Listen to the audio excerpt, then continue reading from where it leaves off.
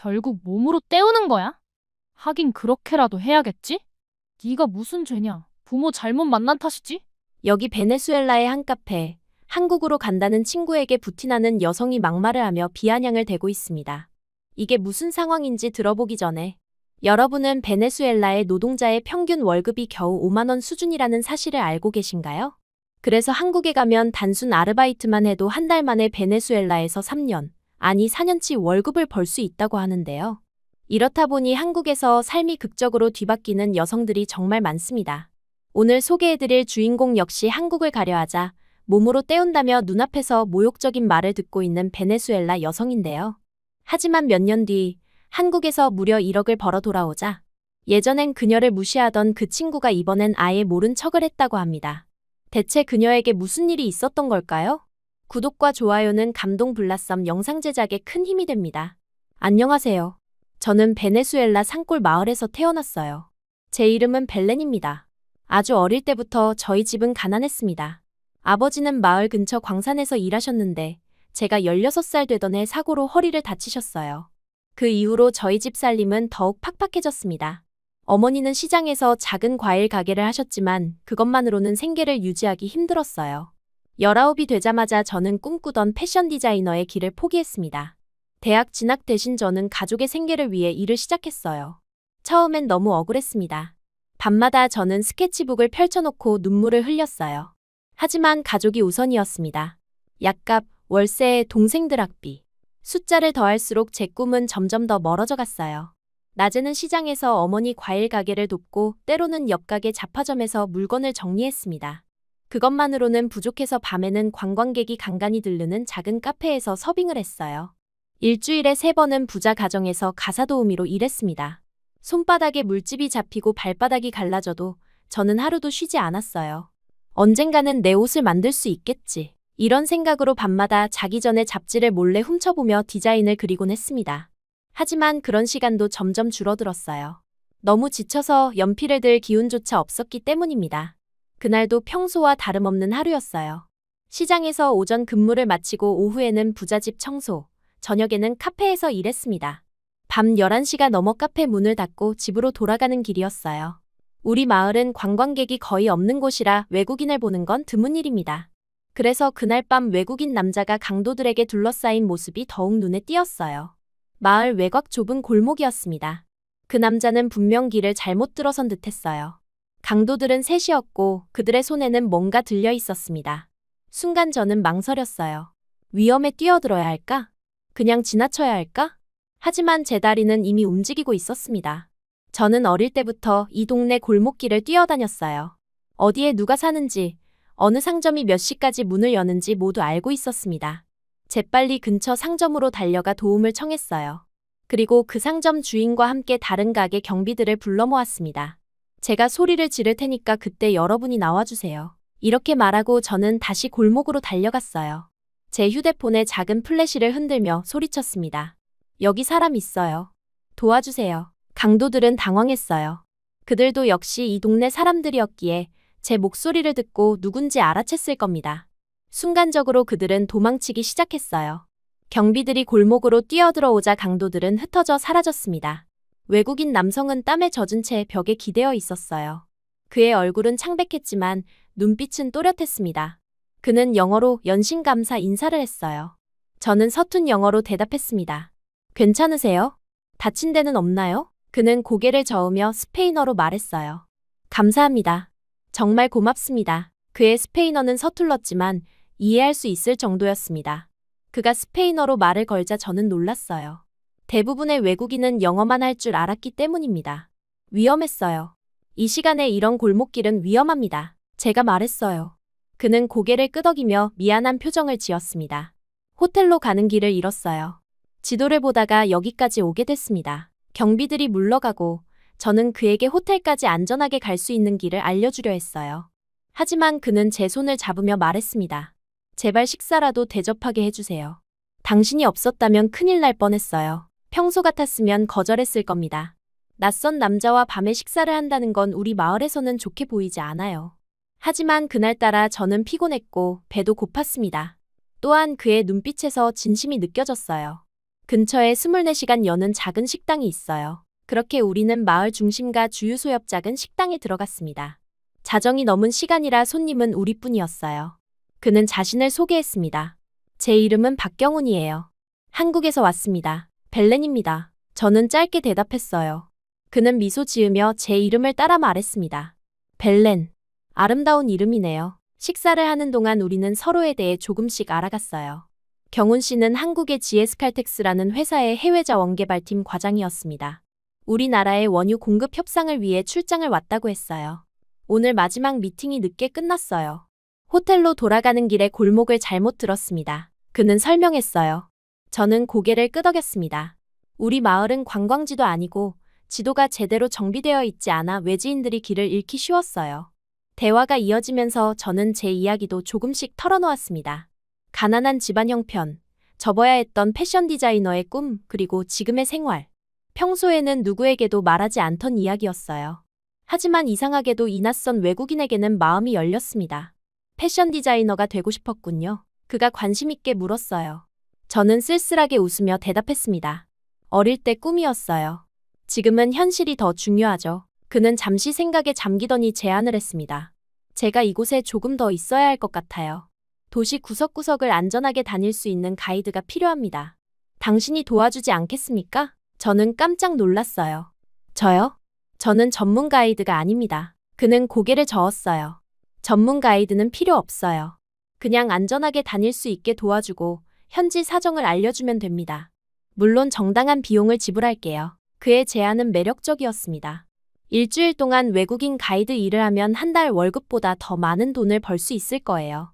하지만 망설여졌습니다. 낯선 남자와 시간을 보내는 것이 마을에서 어떤 소문을 낳을지 걱정됐어요. 그러나 그의 진지한 눈빛을 보며 저는 수락했습니다. 좋아요. 도와드리겠습니다. 다음 날부터 저는 경훈 씨의 가이드가 되었어요. 아침에는 어머니 가게를 도운 후, 오후부터는 그와 함께 시간을 보냈습니다. 저는 그에게 안전한 지역과 위험한 지역을 알려주었어요. 어디서 식사를 하면 좋을지, 어떻게 하면 현지인처럼 자연스럽게 행동할 수 있는지 조언했습니다.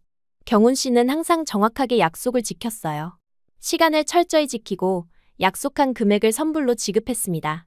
그는 제가 해준 작은 도움에도 항상 감사를 표했어요. 저는 그런 그의 모습에 점점 마음이 끌렸습니다. 우리는 업무 외에도 많은 이야기를 나눴어요. 그는 저에게 한국에 대해 이야기해 주었습니다. 서울의 높은 빌딩들, 깨끗한 거리, 24시간 돌아가는 도시의 활기. 모두 제게는 동화 속 이야기처럼 들렸어요. 저는 그에게 더 유창한 스페인어를 가르쳐 주었고 그는 저에게 간단한 한국어를 알려주었습니다. 안녕하세요. 감사합니다. 맛있어요. 이런 단어들을 배우며 우리는 웃음을 나눴어요. 시간이 지날수록 우리 사이의 거리는 좁혀졌습니다. 그는 저보다 10살이 많았지만 나이 차이가 느껴지지 않았어요. 그의 성실함과 진지함 그리고 따뜻한 배려가 저를 편안하게 했습니다. 이렇게 일주일이 지나자 마을에 소문이 돌기 시작했어요. 벨렌이 외국인 남자와 돈을 받고 다닌대. 패션 디자이너가 되겠다더니 결국 외국인 남자에게 팔려가는 거 아냐? 이런 이야기들이 들려왔습니다. 특히 가장 상처가 된 건 어릴 때부터 알고 지내던 친구 마리아의 말이었어요. 마리아는 마을에서 가장 부유한 집 딸이었습니다. 우리는 어릴 때 함께 놀았지만 자라면서 점점 멀어졌어요. 그녀는 대학에 진학했고 저는 일을 시작했습니다. 어느 날 시장에서 마주쳤을 때 마리아는 비웃듯이 말했어요. 돈 없으니까 남자 물어서 인생 펴려고? 그렇게 팔려가면 뭐가 남는데? 그 말에 저는 가슴이 찢어지는 듯 했습니다. 하지만 대답하지 않았어요. 그녀는 제 상황을 이해하지 못했고 제가 매일 어떤 선택과 포기를 하며 살아가는지 알지 못했습니다. 경훈 씨에게 이 이야기를 했을 때 그는 진지하게 들어주었어요. 사람들은 항상 자신이 이해하지 못하는 것에 대해 판단하려 합니다. 당신은 당당하게 살고 있어요. 자신의 가족을 위해 최선을 다하고 있잖아요. 그의 말은 저에게 큰 위로가 되었습니다. 저는 더 이상 소문에 신경 쓰지 않기로 했어요. 제가 하는 일은 떳떳했고 저는 그저 가족을 위해 최선을 다하고 있을 뿐이었습니다. 출장이 끝나가기 얼마 전 경훈 씨는 저를 조용한 레스토랑으로 초대했어요. 그곳은 우리 마을에서 가장 고급스러운 장소였습니다. 저는 살짝 긴장했지만 그와 함께라면 괜찮을 거라 생각했어요. 식사를 하며 그는 조심스럽게 말을 꺼냈습니다. 벨렌 씨, 한국에서 일해보지 않겠습니까? 우리나라는 임금 수준이 높아요. 여기서 1년 일하는 것보다 한국에서 한 달 일하는 게 더 많은 소득을 얻을 수 있습니다. 순간 저는 숨이 멎는 듯 했어요. 한국? 그곳은 제게 너무 멀고 낯선 나라였습니다. 하지만 동시에 새로운 기회처럼 느껴졌어요. 정말 가능한가요? 그는 고개를 끄덕였습니다. 물론이에요. 취업 비자를 받는데 도움을 줄 수 있고 처음 자리 잡을 때까지 제가 도울게요. 당신 같은 성실한 사람은 한국에서도 충분히 잘 적응할 수 있을 겁니다. 그날 밤 저는 잠을 이루지 못했어요. 한국으로 간다는 건 모든 것을 버리고 새로운 시작을 한다는 의미였습니다. 가족, 친구, 익숙한 환경 모두 떠나야 했어요. 하지만 이곳에 남는다면? 여전히 하루하루 생계를 위해 싸우며 꿈은 점점 더 멀어질 뿐이었습니다. 며칠 동안 고민한 끝에 저는 결정을 내렸어요. 한국에 가기로 했습니다. 부모님께 이 소식을 전했을 때 어머니는 눈물을 흘리셨어요. 그렇게 멀리 가면 어떻게 하니? 하지만 아버지는 제 손을 꼭 잡으며 말씀하셨습니다. 내가 행복하다면 그게 우리의 행복이다. 가서 내 삶을 찾아라. 마을에 제가 한국에 간다는 소식이 퍼지자 더 많은 소문이 돌기 시작했어요. 벨렌이 한국 남자한테 팔려간대. 돈 때문에 몸 팔아 외국 가는 거래. 이런 말들이 제 귀에 들려왔습니다. 마리아는 더 심했어요. 그녀는 제가 지나갈 때마다 친구들과 함께 수군거렸습니다. 얼마 받고 팔려가는 거야? 최소 집 한 채는 값을 쳐줬겠지. 이런 말들이 가슴 아팠지만 저는 더 이상 신경 쓰지 않기로 했어요. 이건 제 인생이고 제 선택이었습니다. 가난에서 벗어나 더 나은 삶을 찾아가는 과정이었어요. 누구도 저를 판단할 권리는 없었습니다. 출국 전날, 저는 마지막으로 가족과 함께 저녁을 먹었어요. 동생들은 슬퍼했지만 저는 그들에게 약속했습니다. 돈을 벌어서 꼭 돌아올게. 그때는 우리 모두 더 행복해질 거야. 다음 날 아침 경훈 씨는 약속대로 공항으로 저를 데리러 왔습니다. 그는 제 가족에게 정중하게 인사하며 약속했어요. 걱정 마세요. 제가 벨렌 씨가 한국에서 잘 정착할 수 있도록 돕겠습니다. 비행기에 오르기 전 저는 마지막으로 가족을 향해 손을 흔들었어요. 눈물이 흘렀지만 저는 울지 않으려 했습니다. 이건 눈물 흘릴 일이 아니라 새로운 시작을 축하할 일이었으니까요. 비행기 창문으로 작아지는 베네수엘라 땅을 바라보며 저는 마음속으로 되뇌었습니다. 이건 내가 나를 선택하는 거야. 내 인생은 내가 만들어가는 거야. 그렇게 저는 낯선 나라, 한국을 향해 날아갔어요. 두렵기도 했지만 설렘이 더 컸습니다. 이것이 제 인생의 전환점이 될 거라는 예감이 들었어요. 그리고 그 예감은 맞았습니다. 제 인생은 그날부터 완전히 달라지기 시작했으니까요. 인천공항에 발을 디딘 순간 마치 다른 행성에 온 것 같은 기분이 들었어요.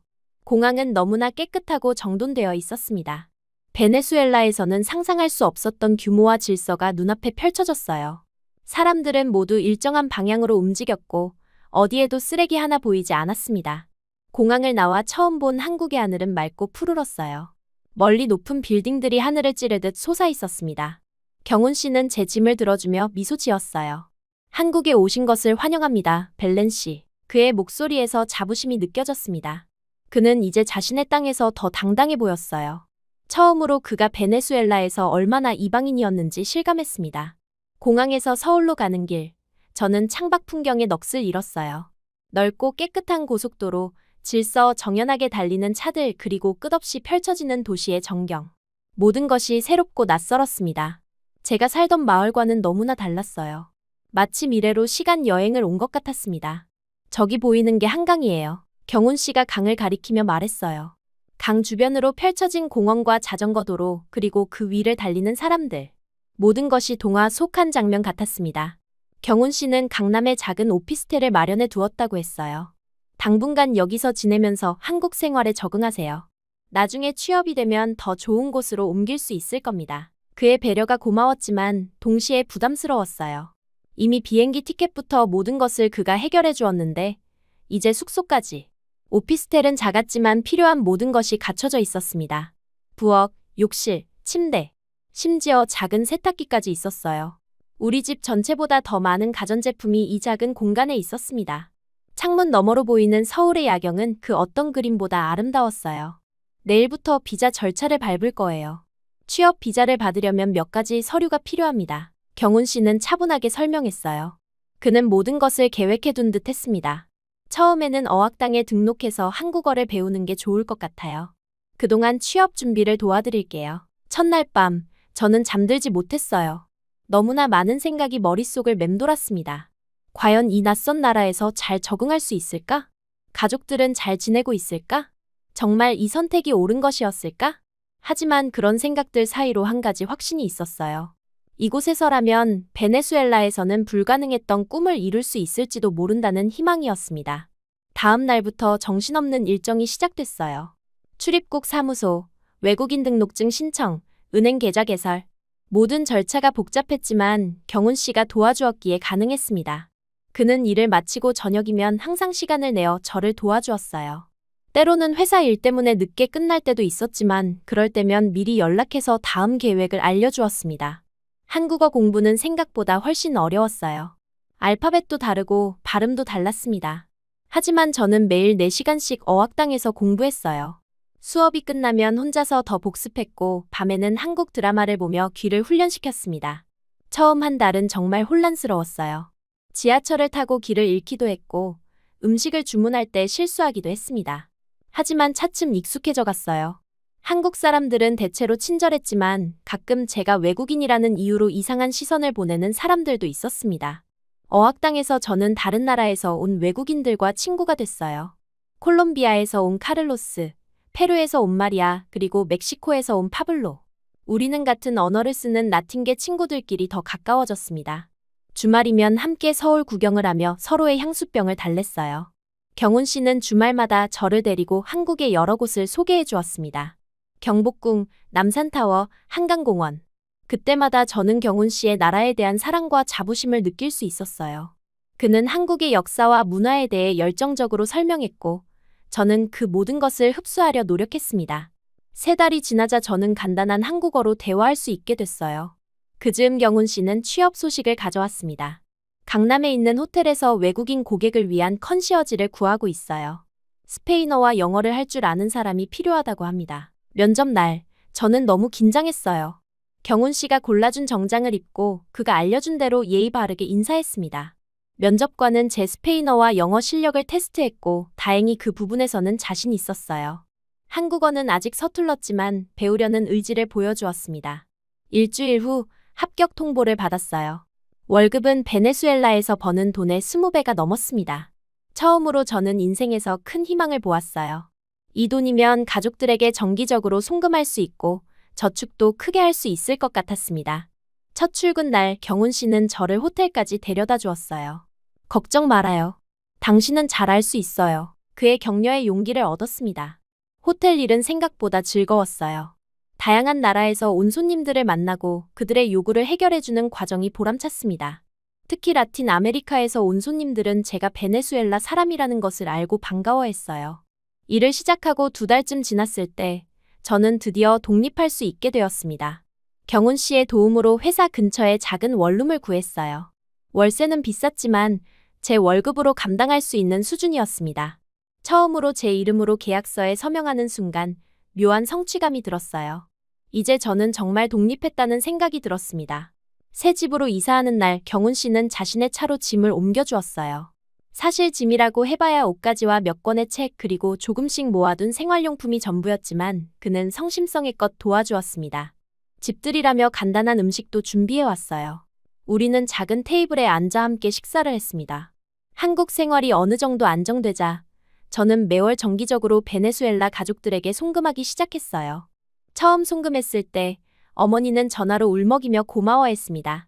내가 보낸 돈으로 아버지 수술비를 마련했단다. 그 말을 들으니 모든 어려움이 보람으로 바뀌는 기분이었어요. 시간이 흐르면서 경훈 씨와 저희 관계도 조금씩 변했습니다.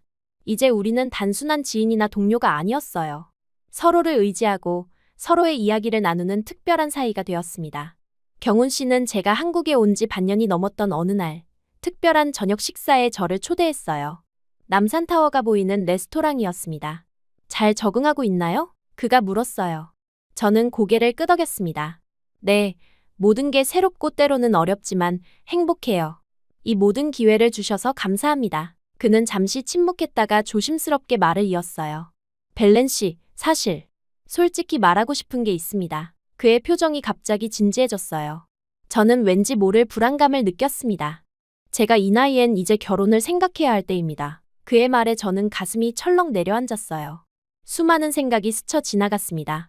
벨렌 씨는 이제 한국에 잘 정착했고 앞으로 더 좋은 일자리도 구할 수 있을 겁니다. 젊고 아름다우니까요. 그의 말은 계속되었지만 제 귀에는 들리지 않았어요. 마치 차가운 물을 뒤집어 쓴 것 같았습니다. 그러니까 이제 헤어지자는 말씀인가요? 제 목소리가 떨렸어요. 눈물이 핑 돌았지만 참았습니다. 경훈 씨는 놀란 표정을 지었어요. 아니, 그게 아니라 그가 말을 더듬었습니다. 하지만 저는 이미 감정이 북받쳐 참을 수 없었어요. 저를 버리려고 여기까지 데려온 거예요? 저는 당신 하나 믿고 여기 온 거예요. 목소리가 높아졌습니다. 레스토랑의 다른 손님들이 우리를 쳐다보기 시작했어요. 하지만 그때는 신경 쓰이지 않았습니다. 벨렌 씨, 오해하지 마세요. 제 말은, 경훈 씨는 당황한 표정이었어요. 저는 자리에서 일어나려 했지만 그가 제 손을 잡았습니다. 제발 들어주세요. 저는 눈물을 참으며 다시 앉았어요. 경훈 씨는 깊은 숨을 내쉬고 다시 말을 이었습니다. 제가 하고 싶은 말은 당신과 우리가 더 진지한 관계를 시작하면 어떨까 하는 겁니다. 저는 놀라서 그를 바라봤어요. 진지한 관계라뇨? 네, 결혼이요. 그가 조용히 말했습니다. 하지만 제가 주저하는 이유는 나이 차이 때문입니다. 제가 당신보다 나이가 너무 많아요. 순간 저는 어떤 말도 할 수 없었어요. 오해했다는 사실에 얼굴이 붉어졌습니다. 경훈 씨는 계속 말했어요. 당신은 아직 젊고 앞으로 더 좋은 사람을 만날 수 있어요. 하지만 저는 당신을 정말 좋아합니다. 베네수엘라에서 처음 만났을 때부터 제 마음속에서는 혼란스러운 감정들이 충돌했어요. 사실 저도 경훈 씨에게 특별한 감정이 있었습니다. 그의 성실함, 책임감 그리고 따뜻한 배려. 하지만 이렇게 갑작스러운 고백은 예상하지 못했어요. 이렇게 나이 든 저라도 괜찮겠습니까? 경훈 씨가 조심스럽게 물었습니다. 그의 눈에는 불안과 기대가 교차했어요. 저는 천천히 고개를 끄덕였습니다. 나이는 중요하지 않아요. 당신의 마음이 중요합니다. 저도 당신을 좋아해요. 그날 밤 우리는 처음으로 진심을 나눴어요. 서로에 대한 감정, 앞으로의 계획 그리고 우리가 마주할 수 있는 어려움들. 모든 것을 솔직하게 이야기했습니다. 경훈 씨는 제 손을 꼭 잡으며 약속했어요. 항상 당신 곁에 있을게요. 어떤 어려움이 와도 함께 극복해요. 결혼을 결정한 후 저는 가족들에게 이 소식을 전했습니다. 어머니는 처음에는 믿기 어려워했어요. 그렇게 빨리? 하지만 제가 진심을 설명하자 어머니는 울음을 터뜨렸습니다. 내가 행복하다면 그게 중요하단다. 마을에서 잔치를 열어야겠구나. 하지만 경훈 씨 쪽 부모님의 반응은 달랐어요. 그는 부모님께 결혼 소식을 전하고 돌아온 날, 표정이 어두웠습니다. 부모님이 국제결혼을 반대하세요. 사기 결혼 아니냐, 국적 따고 떠난다는 얘기 많다라고 하셨어요. 저는 가슴이 아팠어요. 한 번도 만난 적 없는 사람들에게 그런 선입견을 받다니. 하지만 이해했습니다.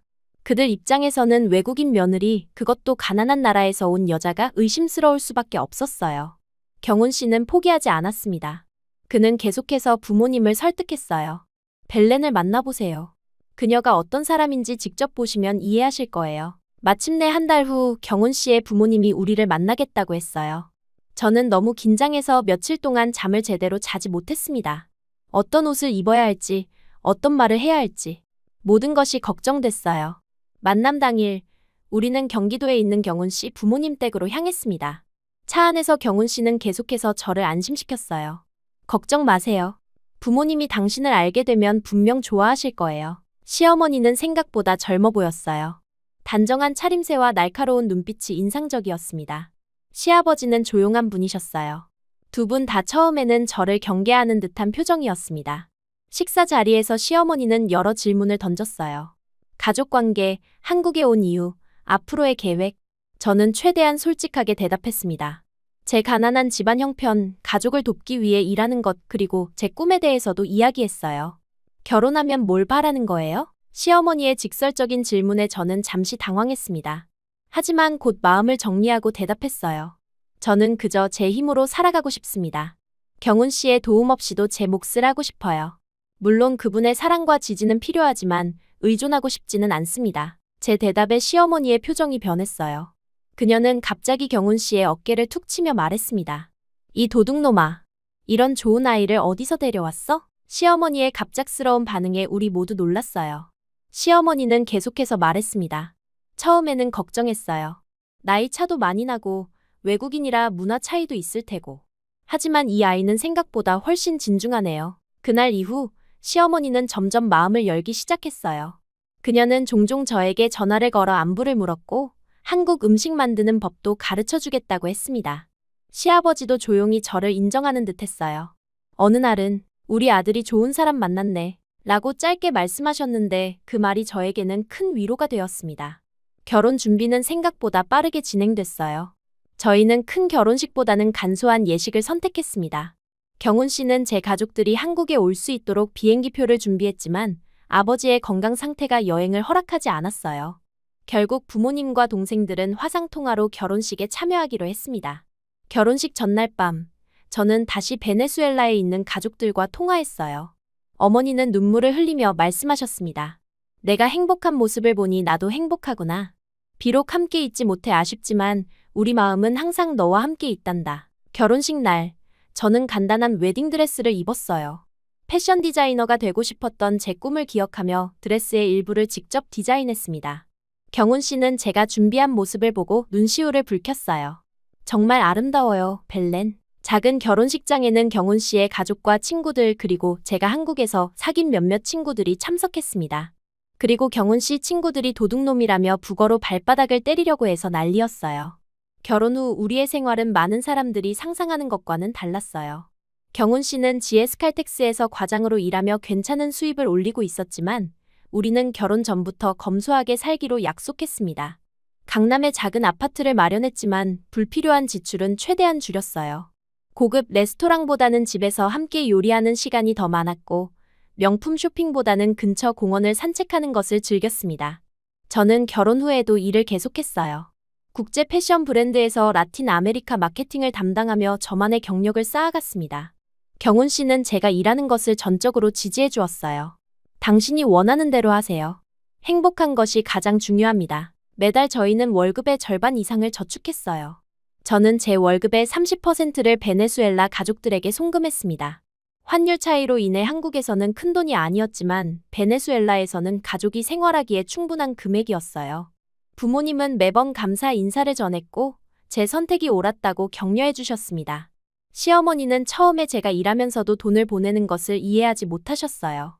너희 살림도 중요한데 그렇게 많이 보내도 괜찮은 거니? 그러나 제가 가족 사정을 설명하자 이해해 주셨습니다. 오히려 가끔씩 과일이나 반찬을 보내주시며 이거라도 아껴서 더 보낼 수 있게 하셨어요. 결혼 생활 2년째, 저희는 첫 번째 결실을 맺었습니다. 함께 모은 돈으로 경훈 씨 이름의 작은 투자용 오피스텔을 구입했어요. 월세 수입으로 대출금을 갚아나가는 구조였습니다. 경훈 씨는 이건 우리의 미래를 위한 첫 번째 씨앗이라고 말했어요. 매주 일요일이면 시댁을 방문했습니다. 경훈 씨는 굳이 안 그래도 된다고 했지만 저는 시어머니가 너무 좋았어요. 시어머니는 한국 음식 만드는 법을 가르쳐 주셨고 저는 베네수엘라 요리를 선보이며 문화 교류를 했습니다. 시아버지는 말씀이 적으셨지만 항상 제가 만든 음식을 맛있게 드시고 우리 며느리가 최고야 라고 말씀하셨어요. 그리고 시어머니는 아들이 결혼하고 더 자주 볼 수 있어서 좋다고 복덩이가 들어왔다고 하셨어요. 3년째 되던 해 저는 패션 디자인 공부를 다시 시작했습니다. 주말마다 학원에 다니며 꿈을 향한 작은 발걸음을 떼기 시작했어요. 경훈 씨는 언젠가는 당신의 브랜드를 만들 수 있을 거예요 라며 응원해 주었습니다. 시어머니도 내가 첫 번째 고객이 될게 라며 웃으셨어요. 4년이 지나자 저희는 두 번째 투자를 했습니다. 이번에는 조금 더 큰 오피스텔이었어요. 첫 번째 투자가 안정적인 수익을 내기 시작하면서 자신감이 생겼습니다. 경훈 씨는 투자에 대한 책을 읽고 공부하며 신중하게 접근했어요. 우리는 무리하지 않는 선에서 차근차근 자산을 불려나갔습니다. 5년째 되던 해 초여름 기다리던 소식이 찾아왔어요. 제가 임신한 것입니다. 임신 테스트기에 두 줄이 선명하게 나타났을 때 저는 한동안 그 자리에 서서 울었습니다. 경훈 씨에게 이 소식을 전했을 때 그는 아무 말도 하지 못하고 저를 꼭 안아주었어요. 그의 어깨가 살짝 떨리는 것을 느꼈습니다. 시부모님께 임신 소식을 전했을 때 시어머니는 기쁨의 눈물을 흘리셨어요. 드디어 할머니가 되는구나. 그날부터 시어머니는 매일 영양 있는 반찬을 보내주셨고 주말마다 저를 위한 보양식을 준비해 주셨습니다. 시아버지는 평소보다 더 자주 전화를 하셔서 제 상태를 물어보셨어요. 임신 3개월째 시어머니가 뜻밖의 제안을 했습니다. 아이 낳기 전에 베네수엘라에 다녀오는 게 어떠니? 부모님도 만나고 처음에는 그저 시어머니의 친절한 말씀으로만 생각했어요. 하지만 시어머니는 진지했습니다. 내가 알아봤는데 임신 5개월까지는 비행기 타도 괜찮대. 우리 같이 가자. 경훈 씨도 적극적으로 찬성했어요. 좋은 생각이에요. 당신이 고향에 가본 지 벌써 5년이 넘었잖아요. 부모님도 만나고 아이 소식도 직접 전하면 좋을 것 같아요. 그렇게 베네수엘라 방문이 결정됐습니다. 경훈 씨, 시어머니, 그리고 저. 세 사람이 함께 가기로 했어요. 시아버지는 건강 문제로 장거리 여행이 어려워 한국에 남기로 하셨습니다. 준비를 하면서 저는 점점 더 설레었어요. 7년 만에 돌아가는 고향 그리고 가족들을 만날 생각에 가슴이 뛰었습니다. 출발 전날 밤, 저는 짐을 싸면서 문득 베네수엘라에서의 마지막 날을 떠올렸어요. 그때는 모든 것이 불확실했고 두려움과 설렘이 뒤섞여 있었습니다. 하지만 지금은 달랐어요. 안정된 삶, 사랑하는 가족 그리고 곧 태어날 아이. 모든 것이 감사했습니다. 긴 비행 끝에 우리는 베네수엘라에 도착했어요. 공항에 발을 디디는 순간 익숙한 공기와 소리 그리고 스페인어가 저를 반겼습니다. 마치 오래된 친구를 만난 것 같은 기분이었어요. 공항 출구에서 저는 부모님과 동생들을 발견했습니다. 어머니는 저를 보자마자 뛰어와 안아주셨어요. 그 따뜻한 품이 얼마나 그리웠는지 모릅니다. 부모님은 경훈 씨와 시어머니를 보며 연신 감사 인사를 전하셨어요. 아버지는 특히 경훈 씨에게 감사했습니다. 우리 딸을 잘 돌봐주셔서 감사합니다. 시어머니는 서툰 스페인어로 인사를 건네셨어요. 경훈 씨가 가르쳐준 몇 마디였지만 그 정성이 부모님의 마음을 움직였습니다. 우리 마을로 가는 길, 저는 창밖 풍경을 유심히 바라봤어요. 7년 전과 크게 달라진 것은 없었지만 어쩐지 모든 것이 더 작고 소박하게 느껴졌습니다. 서울의 높은 빌딩과 넓은 도로에 익숙해진 탓인지 고향 마을이 더 작아 보였어요. 하지만 그 소박함이 오히려 마음을 따뜻하게 했습니다. 마을에 도착하자 많은 사람들이 나와 있었어요. 소문은 이미 퍼진 듯했습니다. 벨렌이 한국에서 왔대. 한국 남편과 시어머니도 같이 왔대. 사람들은 호기심 어린 눈으로 우리를 바라봤고 특히 경훈 씨와 시어머니를 신기하게 쳐다봤습니다. 부모님 집은 제가 기억하는 그대로였어요. 작은 정원, 낡은 대문, 그리고 친숙한 거실. 모든 것이 그대로였습니다. 하지만 한 가지 달라진 점이 있다면 집안이 훨씬 깨끗하고 정돈되어 있었어요. 어머니는 우리를 위해 특별히 청소하고 꾸미신 듯했습니다. 저녁 식사 시간, 어머니는 제가 좋아하는 베네수엘라 전통 음식들을 준비해 주셨어요. 아레파, 파벨론 크리오요, 그리고 테케뉴스. 너무나 그리웠던 맛이었습니다. 경훈 씨와 시어머니도 낯선 음식이었지만 맛있게 드셨어요. 특히 시어머니는 한국 음식과는 다르지만 정말 맛있네요. 라며 칭찬하셨습니다. 식사 후 저는 가족들에게 한국에서의 생활을 이야기했어요. 결혼 생활, 일 그리고 임신 소식까지. 어머니는 제 배를 쓰다듬으며 눈물을 글썽였습니다.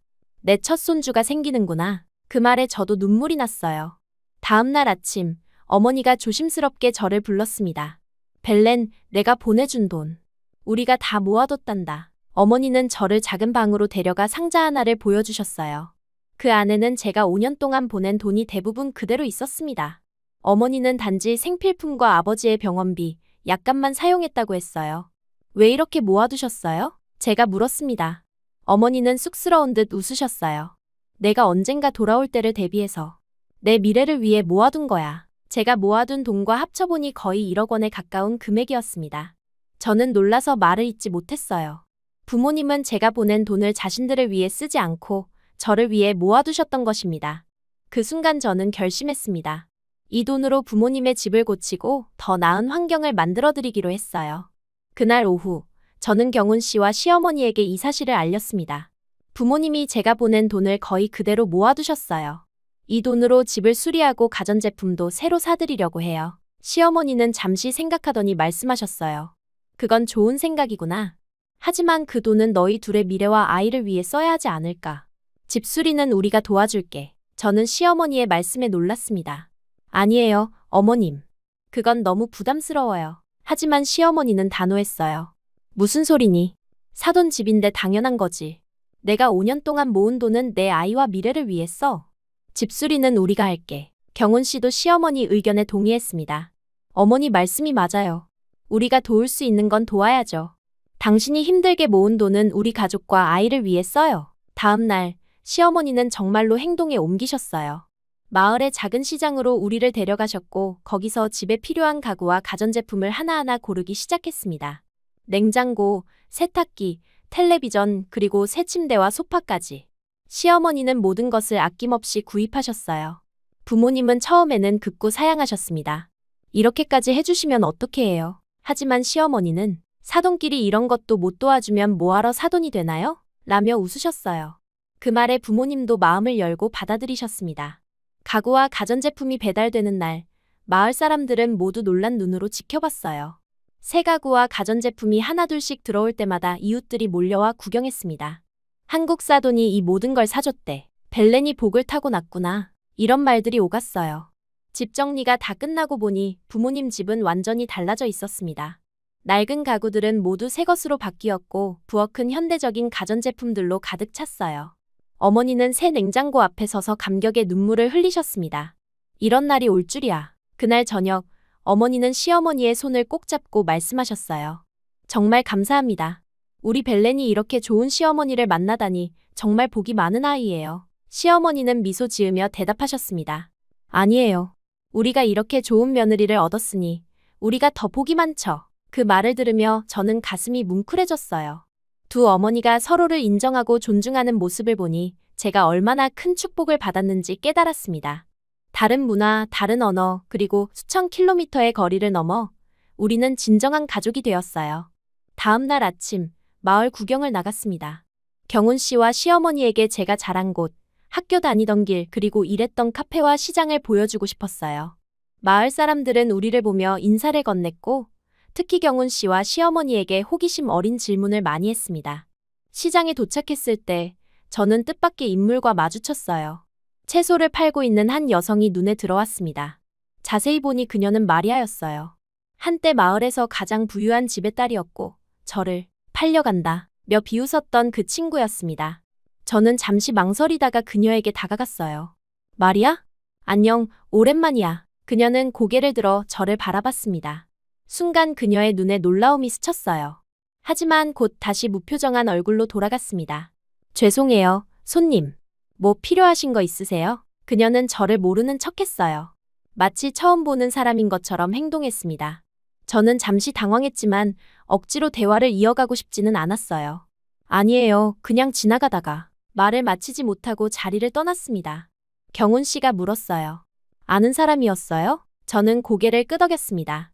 어릴 때 친구였어요.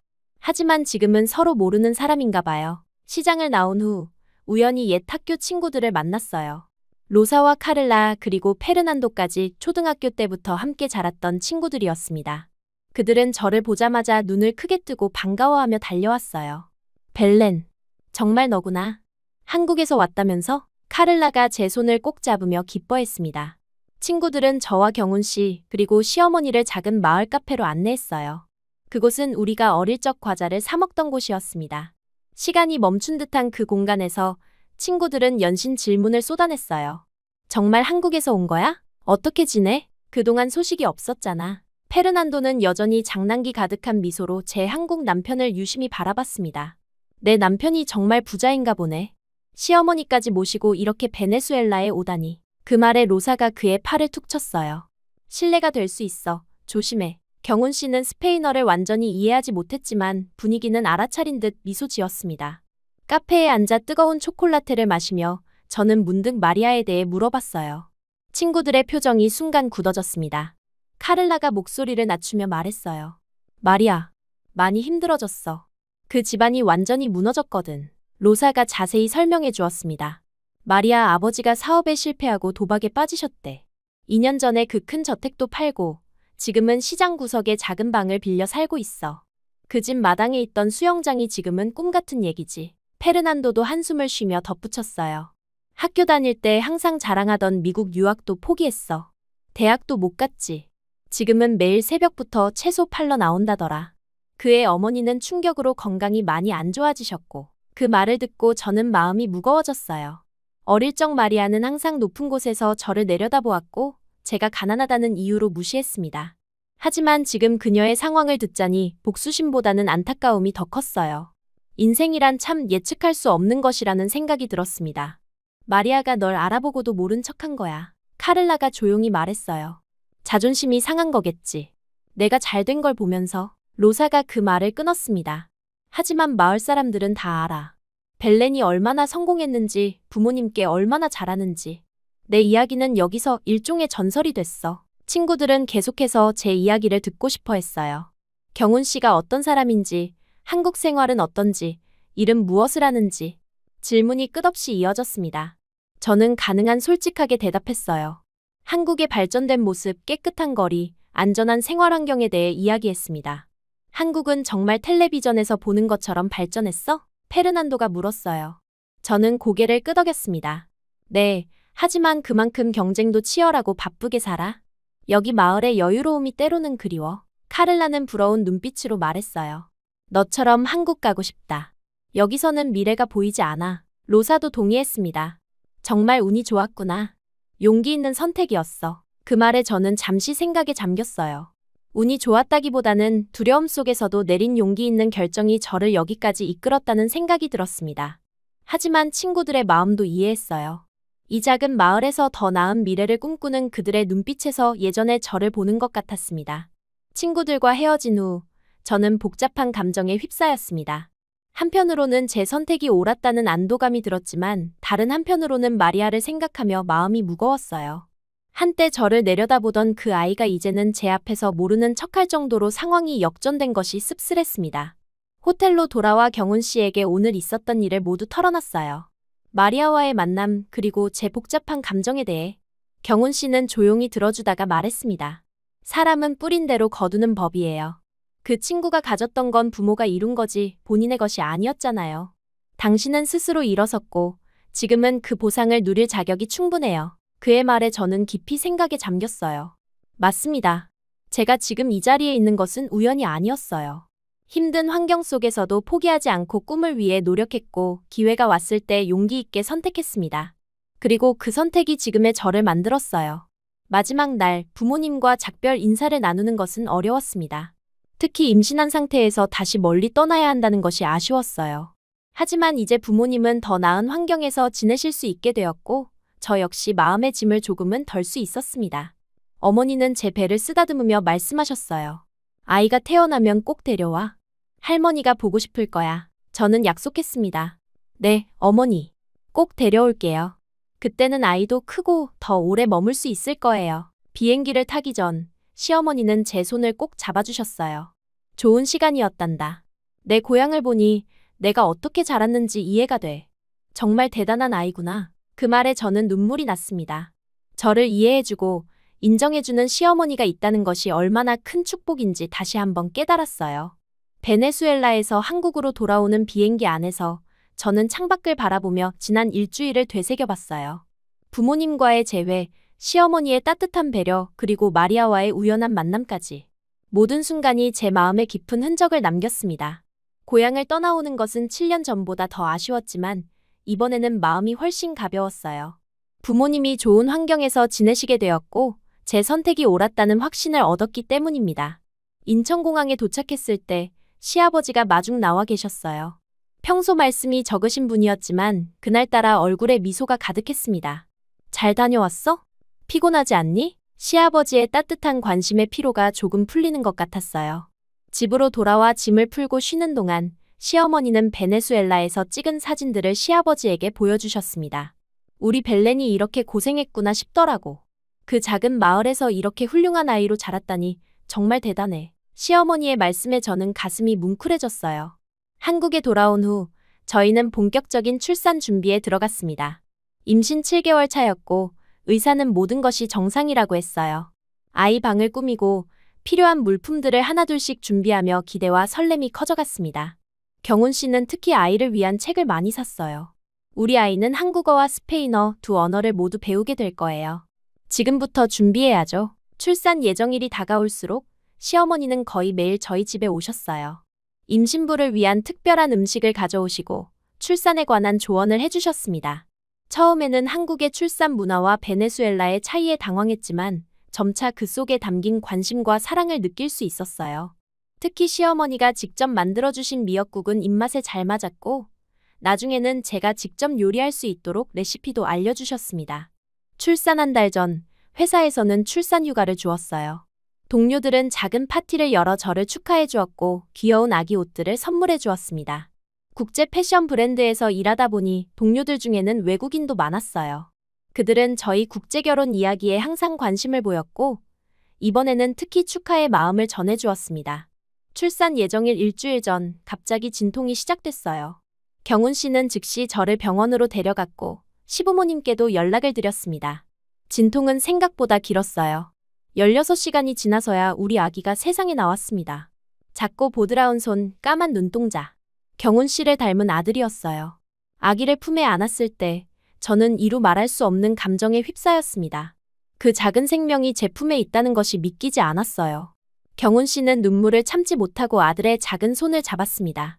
고마워요, 벨렌. 정말 고마워요. 시부모님이 병실에 들어오셨을 때 시어머니는 손주를 보자마자 울음을 터뜨리셨어요. 이게 내 손주구나. 이보다 더 감사할 수 없다. 시아버지도 눈시울을 붉히셨습니다. 평소 감정 표현이 적으신 분이 이렇게 울먹이시는 모습을 처음 봤어요. 아기 이름은 민호로 지었습니다. 한국 이름이지만 스페인어로도 발음하기 쉬운 이름이었어요. 저희는 아이가 두 문화의 정체성을 가지길 바랐습니다. 베네수엘라 부모님께 사진을 보내드리자 어머니는 기뻐하시며 내 손주가 이렇게 예쁠 줄이야 하고 영상통화로 말씀하셨어요. 산후조리는 한국의 문화를 따랐습니다. 시어머니의 권유로 산후조리원에 2주 동안 머물렀어요. 처음에는 낯설었지만 전문가들의 도움을 받으며 아기를 돌보는 법을 배울 수 있었습니다. 시어머니는 매일 찾아오셔서 저를 살펴주셨고 미역국도 직접 가져오셨어요. 우리나라에서는 산모가 미역국을 먹어야 몸이 빨리 회복된다고 해. 내가 특별히 만들었어. 산후조리원에서 나온 후 저희 집으로 돌아왔지만 시어머니는 거의 매일 오셔서 아기를 돌보는 것을 도와주셨어요. 때로는 밤새 아기가 울 때도 시어머니가 달래주셨습니다. 너는 쉬어. 내가 봐줄게. 그런 시어머니의 도움이 없었다면 저는 육아의 초기 단계에서 많이 힘들었을 거예요. 한국의 전통에 따라 잔치를 하면서 저는 베네수엘라의 축복 의식도 함께했어요.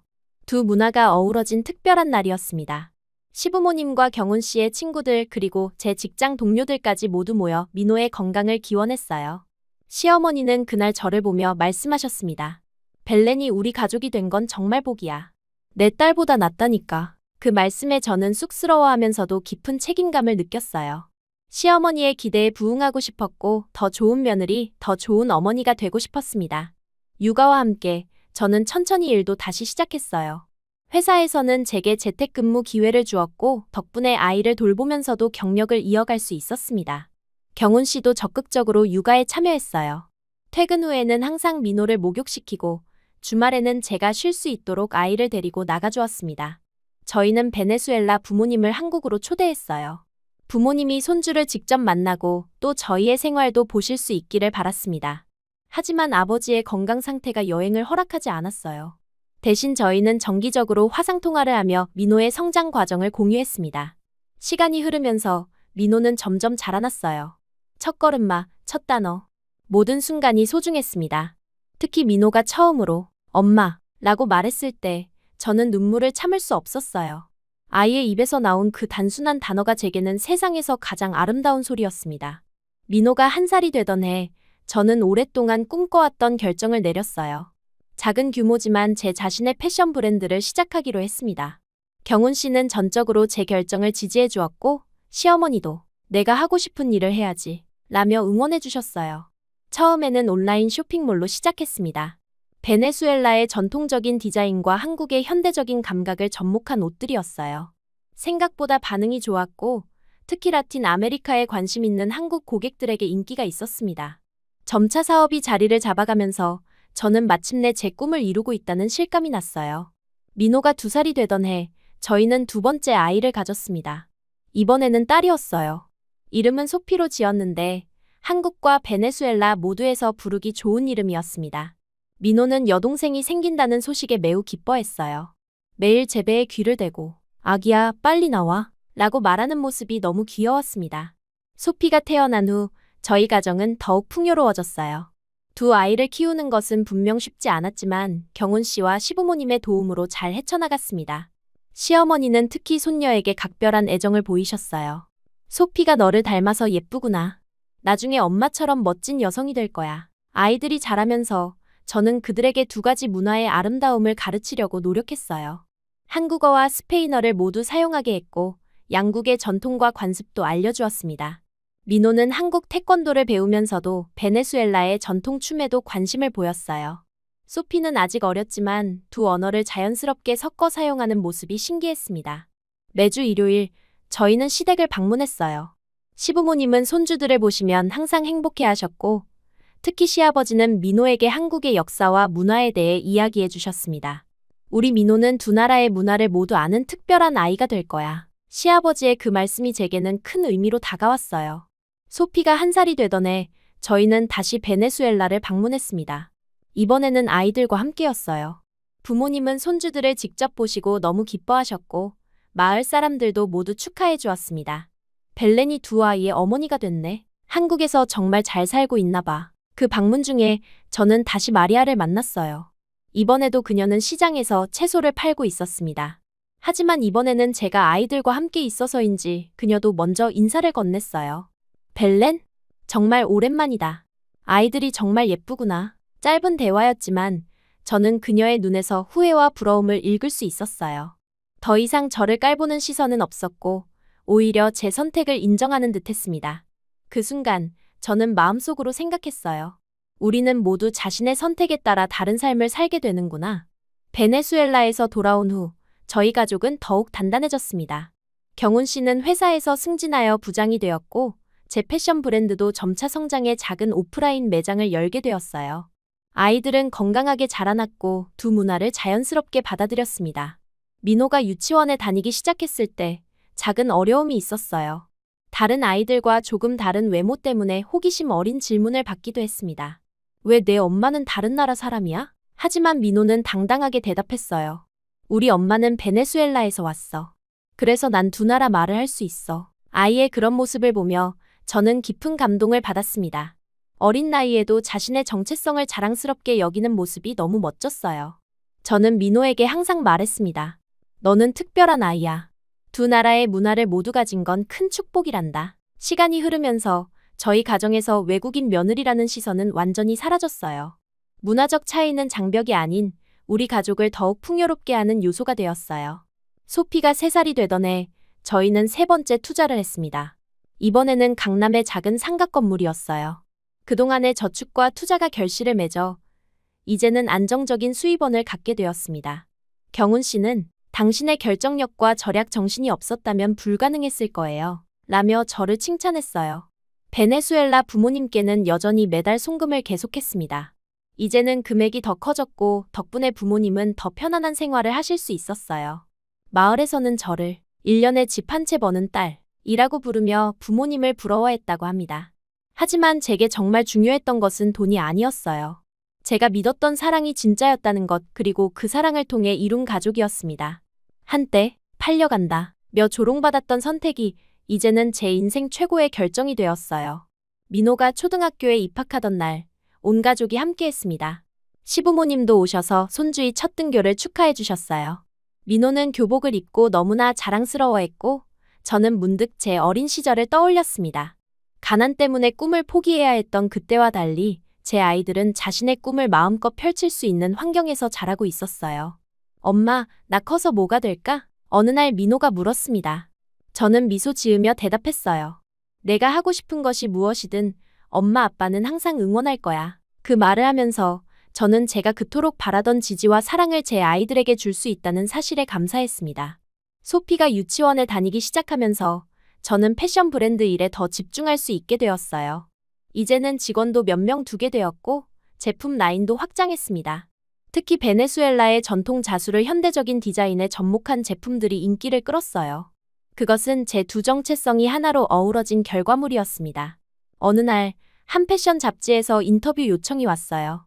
다문화 배경을 가진 디자이너의 성공 스토리라는 주제였습니다. 처음에는 망설였지만 제 이야기가 누군가에게 용기가 될 수 있다는 생각에 수락했어요. 인터뷰에서 저는 솔직하게 제 여정을 털어놨습니다. 가난했던 어린 시절, 한국행을 결심했던 순간, 그리고 지금의 행복까지. 그 인터뷰가 나간 후 놀랍게도 많은 반응이 왔어요. 특히 국제 결혼을 한 여성들이나 한국에서 꿈을 찾으려는 외국인들로부터 응원 메시지를 받았습니다. 그들은 제 이야기에서 희망을 발견했다고 했어요. 그때 저는 결심했습니다. 언젠가는 제가 받은 도움을 다른 이들에게도 돌려주고 싶다고요. 민호가 8살, 소피가 6살이 되던 해, 저는 작은 재단을 설립했어요. 두세 개의 다리 라는 이름의 이 재단은 한국과 라틴 아메리카 사이의 문화 교류와 교육 기회를 지원하는 것이 목적이었습니다. 경훈 씨는 제 아이디어에 전적으로 동의했고, 시부모님도 벨렌다운 생각이라며 응원해 주셨어요.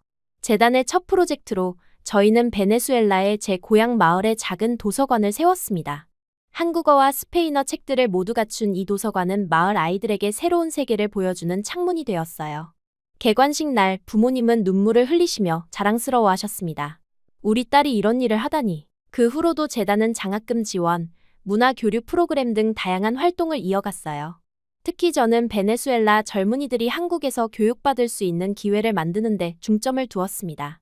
제가 그랬듯이 그들도 자신의 꿈을 향해 나아갈 수 있기를 바랐어요. 시간이 흐르면서 저희 가족은 더욱 단단해졌습니다. 경훈 씨와 저는 10주년 결혼기념일을 맞이했고 아이들은 건강하게 자라났어요. 시부모님은 여전히 매주 손주들을 보며 행복해하셨고 저를 자랑스러워하셨습니다. 어느 일요일 시댁 방문 후 돌아오는 길에 민호가 물었어요. 엄마, 옛날에 가난했을 때 슬프지 않았어? 그 질문에 저는 잠시 생각에 잠겼습니다. 그리고 천천히 대답했어요. 가난은 슬픈 것이 아니라 더 나은 삶을 위해 노력하는 이유란다. 엄마는 그 과정에서 많은 것을 배웠고 지금의 행복을 더 소중히 여길 수 있게 되었어. 그 대화 이후 저는 아이들에게 자주 말했습니다. 가난은 부끄러운 게 아니라 노력할 이유야. 그리고 제 경험을 통해 어떤 어려움 속에서도 희망을 잃지 않는 것의 중요성을 가르쳤어요.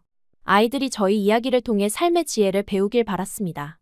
리노가 10살이 되던 해 저희는 모두 함께 베네수엘라를 다시 방문했어요. 이번에는 시부모님도 함께였습니다. 고향 마을에서 두 가족이 모두 만나는 순간 저는 이보다 더 행복할 수 없다고 느꼈습니다. 마을 사람들은 저희 가족을 보며 놀라워했어요. 벨렌이 정말 잘 되었구나. 한국 가족들이 이렇게 따뜻하다니. 특히 아이들이 한국어와 스페인어를 자유롭게 구사하는 모습에 모두 감탄했습니다. 마리아도 이번에는 더 친근하게 다가와 대화를 나눴어요. 과거의 감정은 이제 모두 사라진 듯 했습니다. 부모님과 시부모님은 언어 장벽이 있었지만 마음은 통했어요. 두 어머니는 손짓 발짓으로 소통하며 웃음꽃을 피웠고 두 아버지는 조용히 앉아 서로를 존중하는 눈빛을 교환했습니다. 그 모습을 보며 저는 문화와 언어를 초월한 가족의 연결을 느꼈어요. 한국으로 돌아온 후 시어머니는 저에게 특별한 선물을 주셨습니다. 그것은 오래된 보석함이었어요. 이건 내 어머니에게서 받은 거야. 이제 내게 주고 싶구나. 시어머니의 그 선물은 단순한 물건 이상의 의미가 있었습니다. 그것은 저를 진정한 딸로 인정한다는 증표였어요. 이제 저는 더 이상 외국인 며느리가 아니었습니다. 저는 그저 가족이었어요. 문화적 차이, 언어의 장벽 그리고 처음의 어색함은 모두 사라지고 남은 것은 서로에 대한 사랑과 존중뿐이었습니다. 매일 아침, 저는 거울을 보며 감사하는 마음으로 하루를 시작해요. 베네수엘라의 가난한 소녀가 이토록 풍요로운 삶을 살게 될 줄은 그 누구도 예상하지 못했을 겁니다. 때로는 꿈을 꾸고 있는 것 같기도 해요. 하지만 곧 아이들의 웃음소리가 들려오고 경훈 씨의 따뜻한 목소리가 저를 부르면 이 모든 것이 현실임을 깨닫게 됩니다. 저희 가족의 일상은 소박하지만 행복해요. 아침에 함께 식사하고 각자의 일터와 학교로 향하는 순간부터 저녁에 다시 모여 하루를 나누는 시간까지. 모든 순간이 소중합니다. 매주 시댁을 방문하는 일, 간소한 생일잔치, 소박한 가족여행. 이런 일상이 제게는 가장 큰 축복이에요. 특히 경훈 씨와 저는 육아를 함께하며 더욱 가까워졌습니다.